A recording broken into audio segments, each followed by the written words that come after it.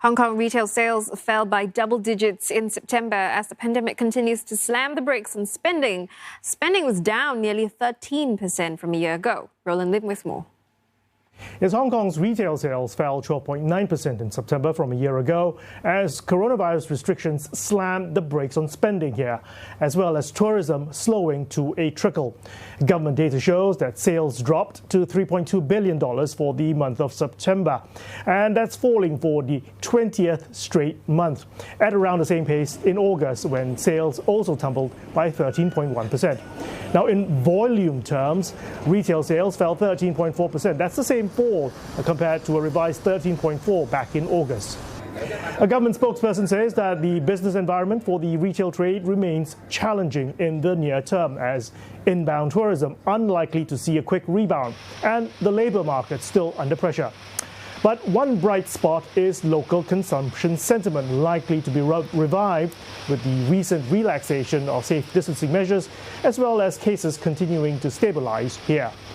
Remember, Hong Kong extended some of its antivirus measures in late August after a flare-up, but eased some of these restrictions in September.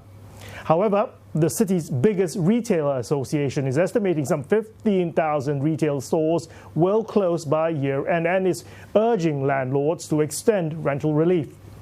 Business consultancy PwC also estimating retail sales will shrink by some 20% this year. We've already seen tourist arrivals in the month of September plunge 99.9% from a year ago. That's according to the Tourism Board, and that compares to a drop of 99.6% the month before. Remember, all non-residents arriving from overseas by air currently are not allowed to enter Hong Kong, but they can, however, transit at the airport to other destinations. As I mentioned earlier, most retailers continuing to suffer a contraction in sales, but the exception is supermarkets once again rising 3.8% on year. That's thanks to residents staying in to cook during the third wave of COVID-19 here.